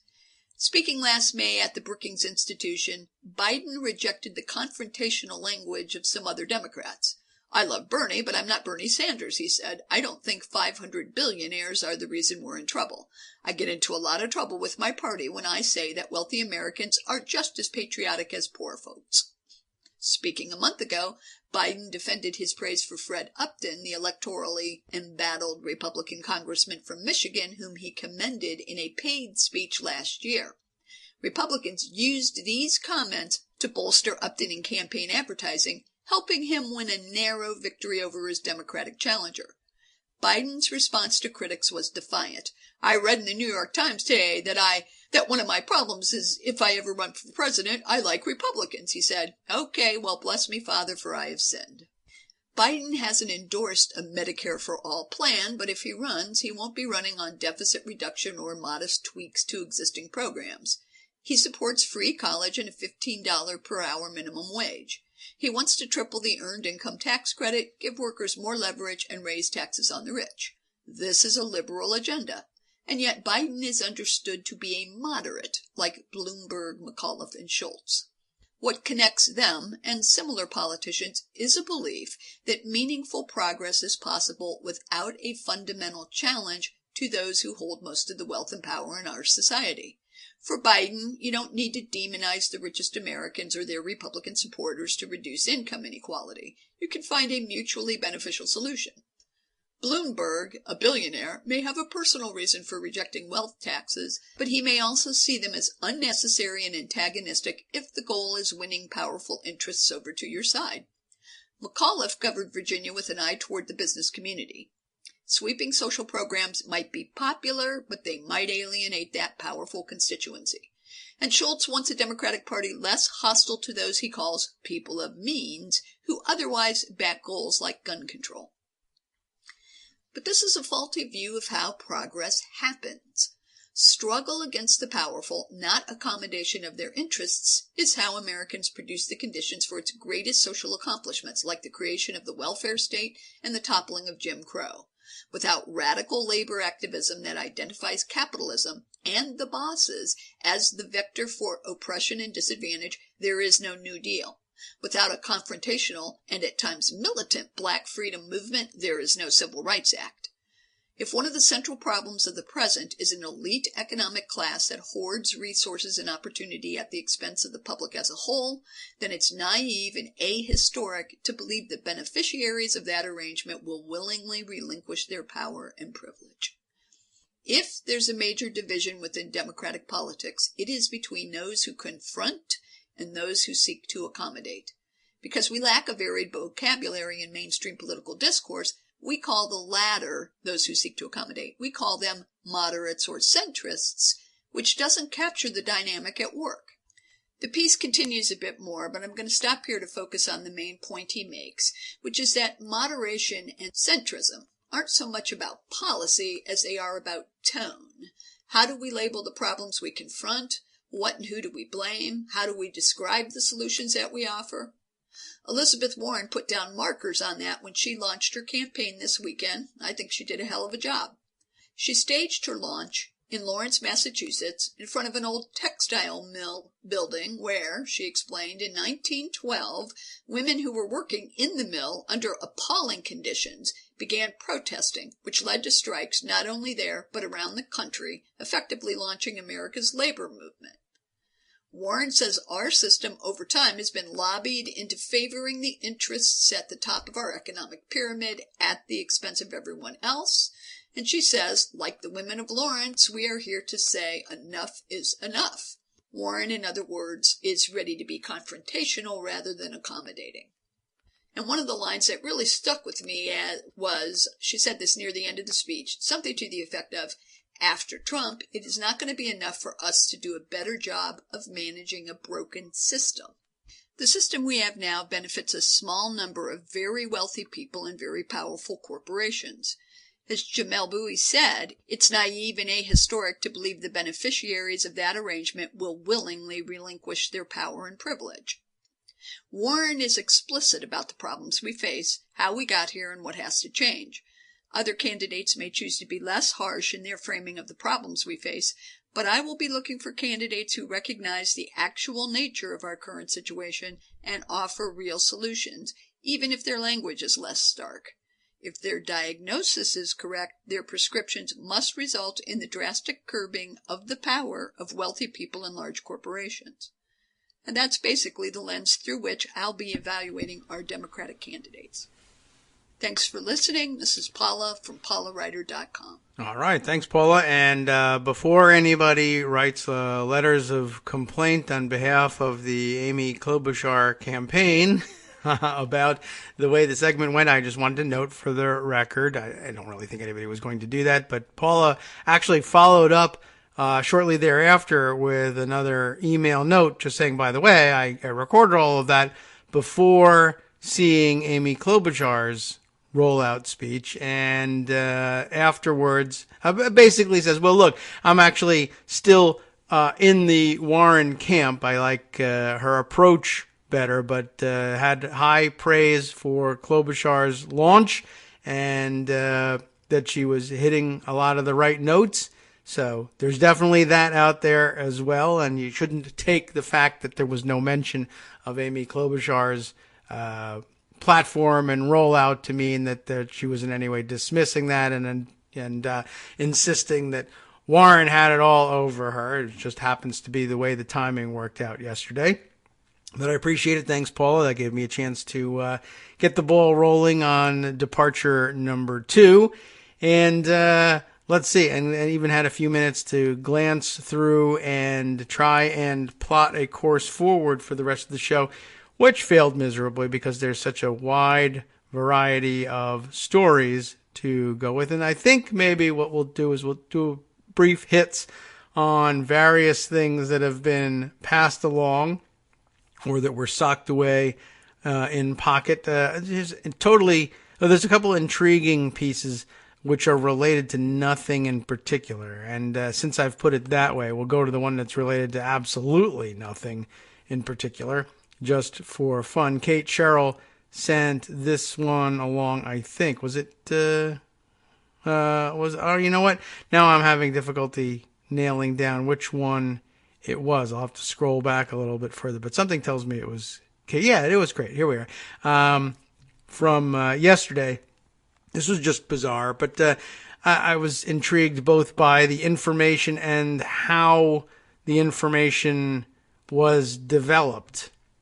Just to, illustrate once again, maybe the overarching theme of everybody is watching you and everybody is collecting data on you. Sometimes for nefarious purposes, sometimes not. Who knows what ends up happening with it once the primary purpose is over with, but it's out there. There you go. An NBC News report.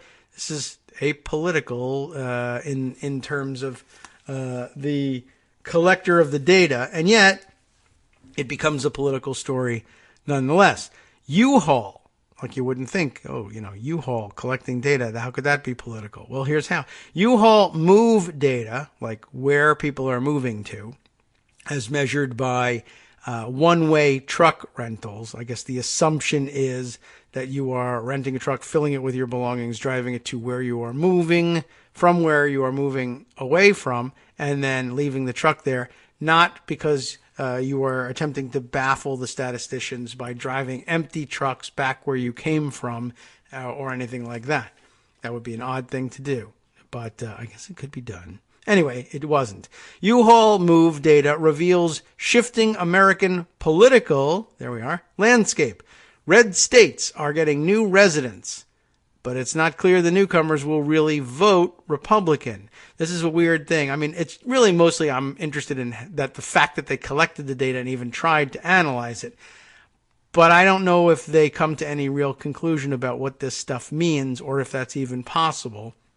It may just be that the data is too nebulous. But listen to this attempt at divining some meaning from it by Dante Chinny and Sally Bronston for NBC News.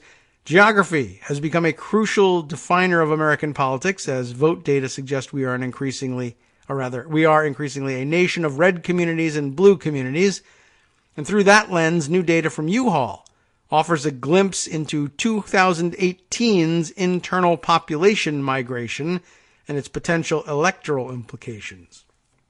Every year, the moving company lists its top moving destinations across the United States, gathered from more than 2 million one-way rental contracts at its 21,000 locations across the United States. And depending on how you view the numbers, 2018's version had some good news for both Republicans and Democrats. So hooray, we're neutral, both sides. We're going to have both sides, even the U-Haul data. Looking at the numbers at the state level, everything seems to be coming up crimson. The top 5 states for incoming growth using the U-Haul data were all states that voted for Donald Trump in 2016. Texas, Florida, South Carolina, Utah, and Idaho. People are moving to Utah and Idaho. That is pretty interesting, and you would think that those would be red voters, but it's not entirely the case necessarily. You got to look at the other half of the data. That comes up next. But right here, just pausing here for the moment, you would imagine that the governors of these states would be claiming, this goes to show that we have a booming economy in this state, and people are moving here in order to snap up all those great jobs that are being provided here. And I'm not certain that that's actually what's going on. But let's see if looking a little closer tells us anything. On the list are some states that were solidly behind the president. Trump won Idaho by 32 percentage points, but also some where the fight was much closer, such as always pivotal Florida. If you are a Republican, that may give you some comfort as a tough re-election fight draws nearer, and making you feel even better may be that the bottom 3 states, places that all saw net negative migrations. Where were people moving away from? California, Illinois, and Michigan all saw declines. That's 2 reliable Democratic states on Election Day and 1 crucial battleground that has a long history of voting Democratic that are all seeing more U-Haul trucks moving out than pulling in. So, on the most basic level, it looks like red America is drawing people in and blue America is sending people away. But zoom in and down to the city level in the U-Haul data, and the numbers get a bit more complicated and seem to take on a bit more of a blue tint. Consider the top 10 cities for growth in the moving company's numbers. 5 of those cities look like blue islands in battleground states that voted for Trump in 2016. And we'll get back to some of those and see if we can clear up the rest of this picture just for a minute or two after one more short break. Hi, it's me, David Waldman, your host for Kagro in the Morning, with a brand new interruption, though it's still aimed at saying thank you to all of you who are supporters of the show. We've made a lot of progress. When we first started this campaign, fewer than 1 in 25 regular listeners were donating to help keep us on the air. And now, that's down to about 1 in 15. But we've got a long way to go. Remember, it won't take much. Our average monthly donation is currently about $7. For which you're getting 2 hours of great news and entertainment 5 days a week. What's that, 70 cents an hour? That's a pretty good deal. But as a wage, well, I think Democrats would be against that. But if we all put our 70 cents together, or even half of us, that'd really be something. And my kids could go to college. Now that's not all on you, but remember, patreon.com, Patreon.com is there to make it easy. You can find us there by searching Kagro X or David Waldman or Kagro in the Morning or even Daily Coast Radio in their search box, and you'll be right there where you need to be to make easy, recurring monthly contributions to support our show. Once again, thanks so much for your continuing support. Welcome back now to the Kagro in the Morning Show here on Netroots Radio. Were you intrigued? Were you hanging on the edge of your seat to find out which blue islands in the middle of battleground states are places where people are moving on a more granular level when you look at the cities people are moving to? Apparently, Harrisburg, Grand Rapids, Fort Lauderdale, Madison, and Kissimmee are on the list. The vote in each municipality went in the opposite direction of the state's presidential vote, and the final tally in those 4 states wound up close. In Pennsylvania, Michigan, Florida, and Wisconsin, Trump's margin of victory, as we all remember, was less than 1.5 percentage points. In other words, a few thousand more Democratic votes in those cities could make a big difference. Trump won 3 states, Michigan, Pennsylvania, and Wisconsin, by a total of about 78,000 votes, and without those states, he would not have captured the White House. To be clear, there are a lot of caveats with this data. The political leanings of those movers are not readily knowable, or knowable at all, really. Not through this data anyway, but the U-Haul numbers support some larger trends that are apparent in other migration and vote data. Yes, the population in the Electoral College's Republican red states is growing, particularly in the Mountain West, but urban areas around the country are becoming more densely populated, and as they do, they are growing more Democratic. The two realities can have contradictory impacts. Consider another state that has seen a lot of incoming migration in the past few decades, Colorado. For years, it was reliably Republican. From 1968 to 2004, it voted for the, we like to say, GOP nominee in 9 out of 10 presidential elections and was the definition of a fast-growing red state. But driving Colorado's population influx was the very blue metro area around Denver, which saw skyrocketing growth. That area came to define the state and change it. Since 2008, Colorado has sided with the Democratic presidential nominee in every election. So you see the dynamic going on here. And even though there are people moving in, well, you have difficulty imagining exactly what exactly is happening with the moves to Idaho and Utah, but you've got to imagine that there aren't, for instance, I doubt there are very many people who are saying what I need to do is get my enterprising ass out there to Idaho to do what else, whatever everyone else is doing out there. I need to be a farmer, or I need to start planting potatoes. Got to get out to Idaho and muscle in on that action because there's plenty of room in that market. I doubt that that's the case. I imagine that they are moving to those blue islands. I imagine they're moving next door to Joan in the Boise area. And though Idaho statewide is not at all close to tipping blue in terms of its electoral vote, the other states where that's happening, I mean, it's interesting that out of all the places they could be moving in Texas and Florida, for instance, and even in Pennsylvania and Wisconsin and Michigan, where things were close this time around, that they're moving to the blue islands. In those states, and in states where it's close, and usually close, and sometimes even the state goes blue, adding a bunch more urban votes to the mix will make a big difference. So very interesting. Don't hold your breath on any of it, but I just thought an interesting and slightly different perspective on things that might give you some enjoyment and something to cling to. Totally different kind of, but still political story. All right.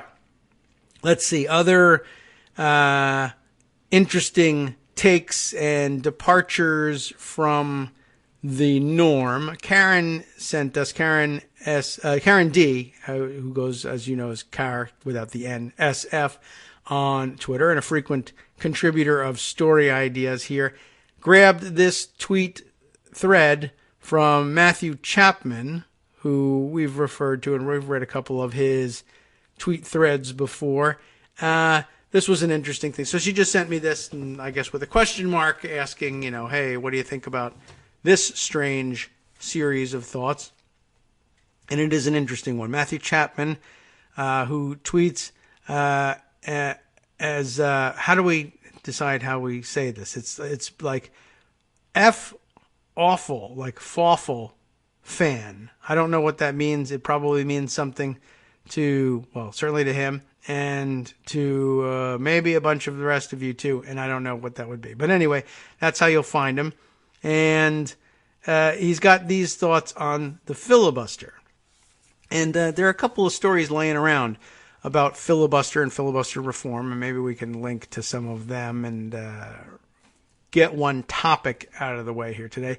So he begins by writing, I think everyone, even defenders of the filibuster, recognizes that Republicans turned it from a tool of consensus, as defenders of the filibuster often cast it, right? A tool of consensus. In other words, you can't get anything done until you can bring 60 people in the Senate together, into a tool of obstruction. That is, it's being used by people who have no intention of seeking consensus among 60. They simply want this thing not to happen. So there's no negotiating with them. They're using a tool which defenders insist is meant to force negotiation to instead obviate negotiation. Anyway, so he goes on to say, the reason I still support having it, and I guess that's news to me, is because the Senate is a malapportioned body. So a simple majority of the Senate isn't really the will of the people. And that is a good point, and we keep coming back to that in various contexts. And, when people point out, oh, well, this person has been approved or this legislation was passed by a majority of the Senate, but they only represent 28% of the American population, things like that. And that's a true and good point. This, by the way, was offered in reaction to Sean McElway's tweet that pointing out the most frustrating thing about Democrats who won't call for ending the filibuster is that the current use of the filibuster isn't some long-held norm. The idea that all legislation needs to hit a 60-vote threshold is a recent ahistorical invention of the Republican Party. And it's water that's been carried by a lot of Democrats, too. Not just this time around when you're talking about Democrats in the Senate who are running for president who aren't willing to sign on with filibuster reform. But in years past, I mean, think of all the times Chuck Schumer liked to say in the past, well, everybody knows it takes 60 votes to pass anything in the Senate. And that wasn't really true, per se. And anyway, Matthew Chapman, though, defending the filibuster on slightly different grounds. Interesting ones at that. He continues by saying, I think the day I will support totally abolishing, or at least time limiting, the filibuster is the day we change the Constitution so that each state gets one senator plus one each per 4 representatives. That's, I guess, his preferred reform of the Senate.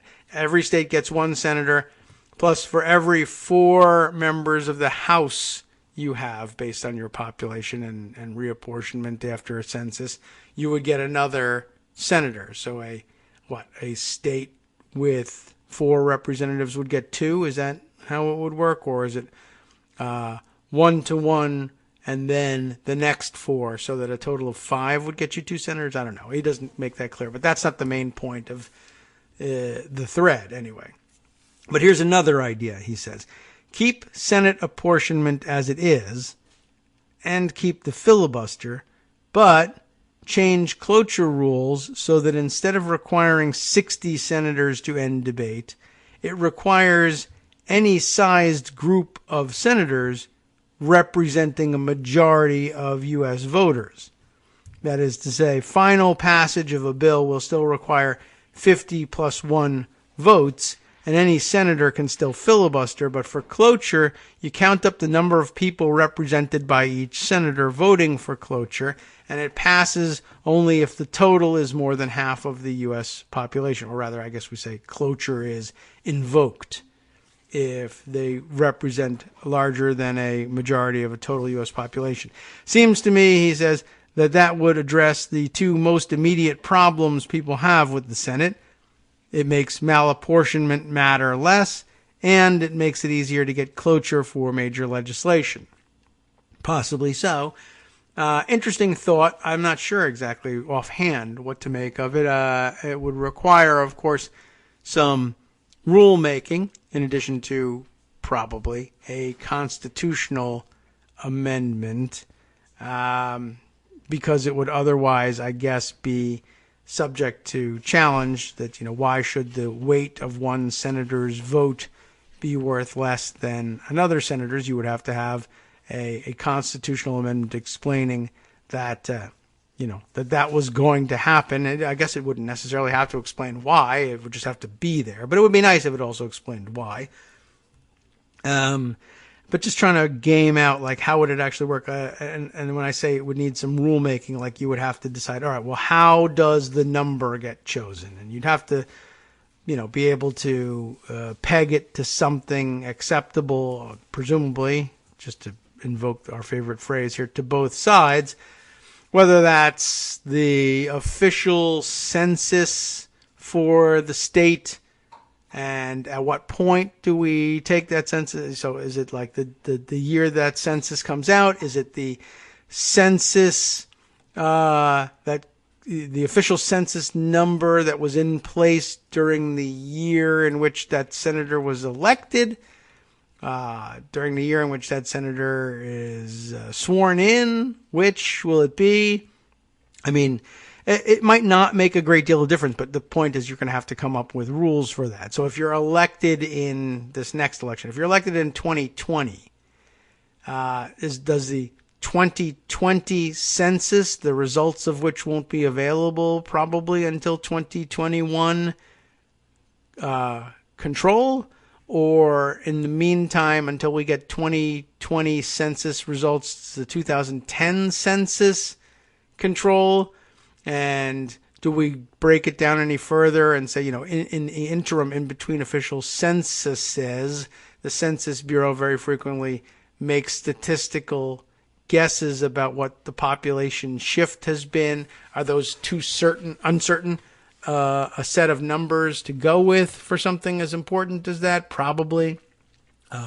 I guess the question of when the census was taken and when people are elected versus sworn in. For instance, if you're elected in 2020, you won't be sworn in until 2021. That won't make a very big difference in terms of when we get the 2020 census results. But I'm just saying, if you got them instantaneously, in other words, the question is, Will you be held to the results in the year in which you were elected, when people actually did the balloting, or the year in which you were sworn in, the following calendar year? I guess that only becomes an issue if you're thinking about using the inter-census estimates and statistical predictions at all. If you're not, then I guess it doesn't matter. Of course, in a special election situation, or when a vacancy occurs and the replacement in the Senate isn't elected at all, you would, or then what do you do? It certainly wouldn't make very much difference when the vacancy occurred. It would all be about swearing in date. But even there, the selection and swearing in can happen inside of the same year. So does that make any difference?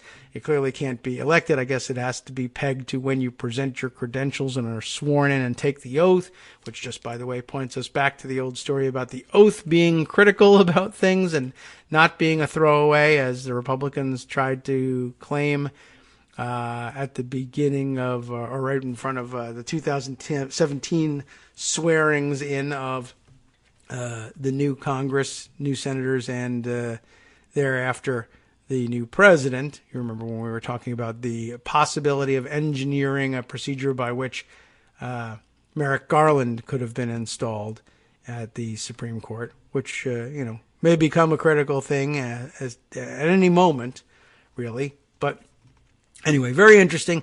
I don't know what to make of the idea. It's an interesting one, and I don't think that the rules for, setting the rules for how to determine what the numbers are going to be are very difficult mechanically. I don't know how easy it's going to be to get agreement on what those rules are, but it seems like, at least you have a starting point. It would not be out of the question or ridiculous on its face to say, all right, well, the census is what controls here, and we'll stick with the official census numbers given at the conclusion of the, what do they call it, decennial study, so that whenever the 2020 census results are announced, even if that's in 2021, from that point forward, as soon as you have new official census numbers, you use those. And prior to that announcement date, you use the other ones. And that of course, would eventually result in gaming of the Senate floor agenda such that a calculating majority leader might choose to accelerate or delay an upcoming vote in order to take advantage of what's expected to be better census numbers on one side or the other of the announcement. Well, I have these votes in my pocket, and they don't represent the majority now, according to the 2010 census, but they will represent the majority according to the 2020 census if I just wait 2 days and let the census figures come out so that there's new numbers in place for the calculation. I'll win the vote.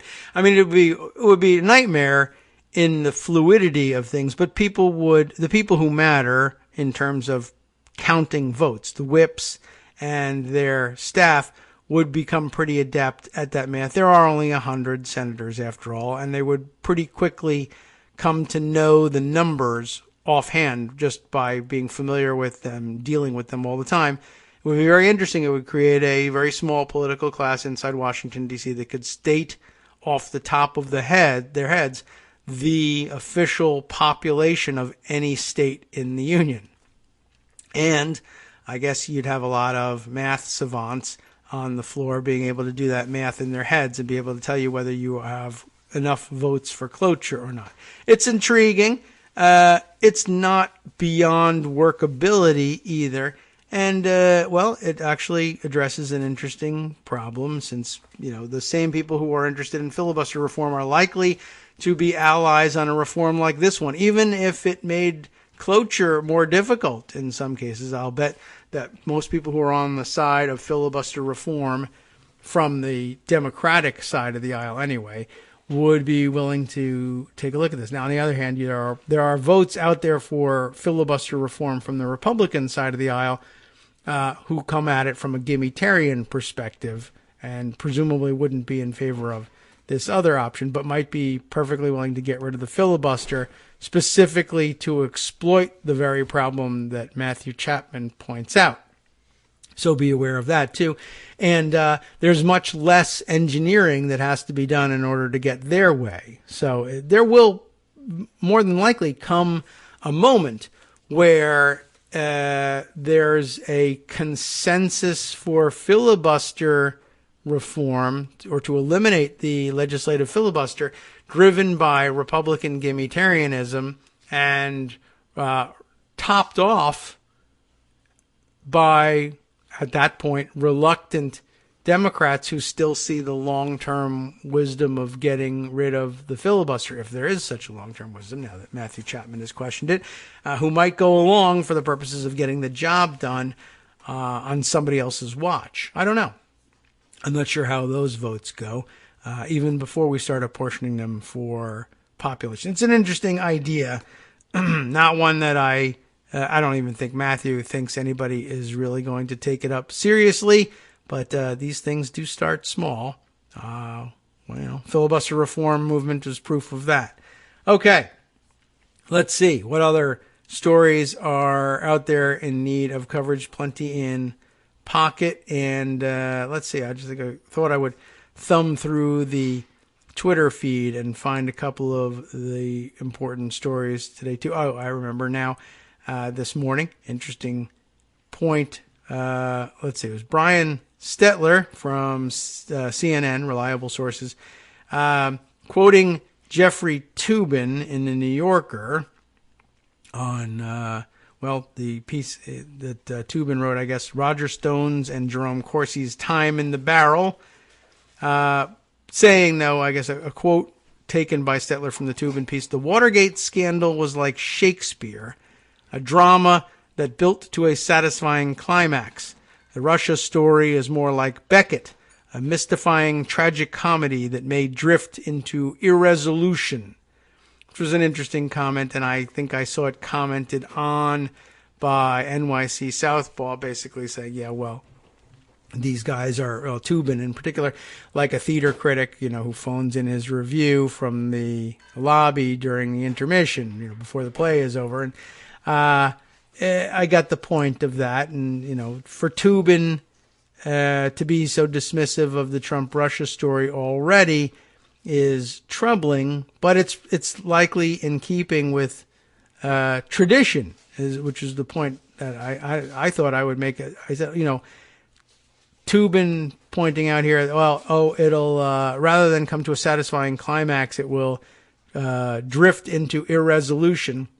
That's the way our Watergate level scandals have gone for quite some time. At this point, we're now, since the right learned how to play the press, I was tweeting, things have gone very differently, both from Watergate, which is being, constantly relitigated. And this is all, in many cases, being done by the same set of actors, by the way, which is just another interesting angle on the impeachment question. I remind you, as we recently found out, and I think I still have a story in pocket about this one. This would be my next transition if I had time to make it. That Elliott Abrams coming back into government. And I don't know whether we discussed it or not, but he is like the case study for impeaching wrongdoers, even if they've left office. Reminder that can be done, and that is because there are penalties attached to impeachment that last beyond tenure in office. If you remove them from office, that's not all you can do with impeached officials. You can also bar them from holding office again in the future. Elliott Abrams should have been impeached for Iran-Contra and not have been available to disgrace the country again during the George W. Bush administration.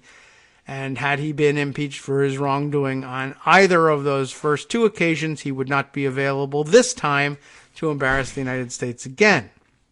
But that wasn't what I meant to talk about. What I meant to talk about was the overall problem that some of this stuff leads to, and having the same actors hang around as recidivists and they get the chance to relitigate Watergate and Iran-Contra and everything George W. Bush did.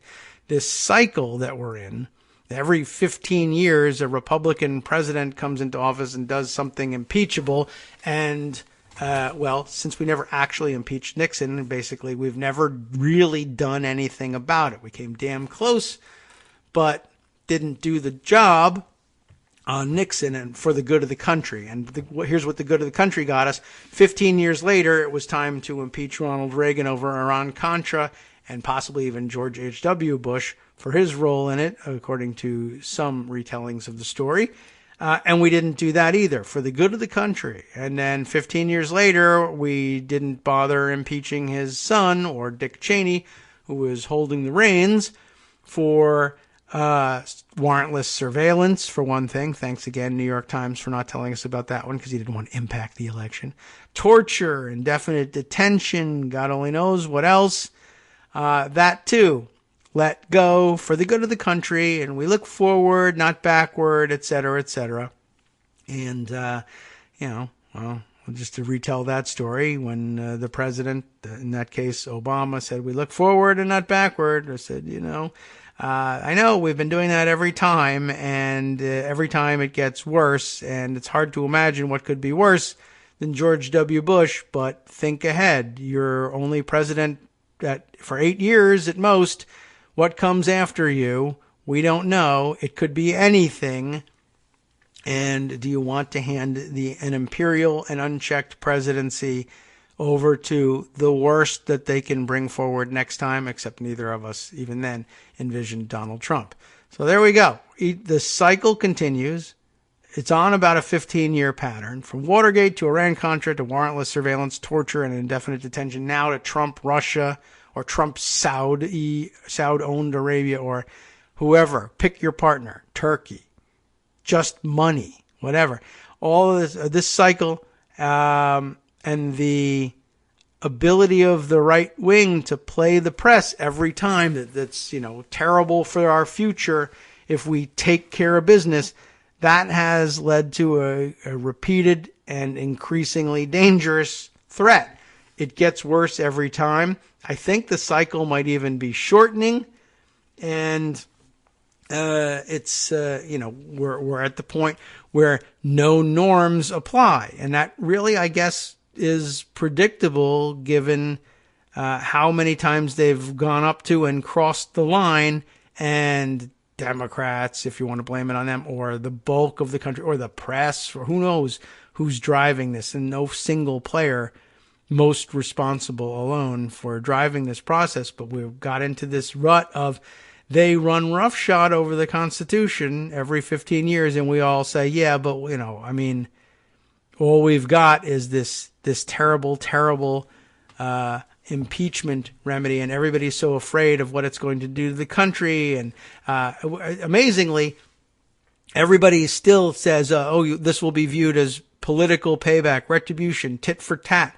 But for what? There's no tat involved. The Democrats never do any of this stuff. They almost did it with Nixon, but only once Republicans joined in. And in the meantime, only one president thereafter actually was impeached, and that was a Democrat, and it was an entirely partisan one. So I don't know. It's been a vexing problem ever since. But I just thought I'd bring that one up. Let's see. Much more to get to, but very little time to actually get to it. Let's see. I'll throw this quick tweet thread out there just to make sure this one's on the record, and then things will likely wrap up for the day. Christina Wilkie has put this one out, tweeting yesterday the story that Trump's longtime bodyguard, Keith Schiller, has received $225,000 so far from the RNC through his one-man consulting firm. And what has he got to do to instruct? What is he instructing the RNC? And that's so very valuable about this. I mean, all he was Trump's bodyguard, right? The thread continues. Last year, the RNC told CNBC that Schiller had been hired to consult on a site for the 2020 GOP convention. That seems like something that a lot of people probably could have done, and Keith Schiller doesn't have any particular skill with, unless he's picking Mar-a-Lago. That process ended in July, but Schiller is still making $15,000, presumably a month, from the RNC. Schiller's payment is the last remaining contract left from 3 unusual expenses the RNC started paying in the fall of 2017. One was rent at Trump Tower. One was Mike Pence's nephew's salary. And the third was $15,000 a month to Trump's former bodyguard. There's the confirmation about it being a monthly payment. 33 days after Schiller went on the RNC's payroll, he told House Intel that he and Trump declined the offer of prostitutes in Moscow in 2013, and that he didn't recall any contact between the Trump campaign and Russia in 2016. Actually, that didn't actually turn out to be true. And in that 33 days, though, the RNC paid him $30,000. When CNBC reported on the RNC paying Trump Tower rent and Pence's nephew's salary last year, the RNC quietly stopped paying them, but the money to Schiller never stopped. If it continues for Trump's first term, Schiller stands to make $585,000 in GOP donors' money.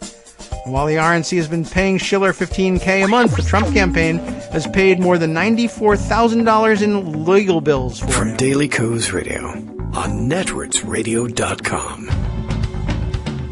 You have been listening to the Kagro in the Morning Show. With David Waldman. I mean, that's a lot of money. Apparently, consulting fees plus lawyers' bills, that's approximately $320,000 in the past 15 months alone. So, very interesting thing to keep an eye on. And we'll see whether that develops any further. And now it is time to hand things over to Justice. I don't know what he's got programmed, but I can promise you it's awesome.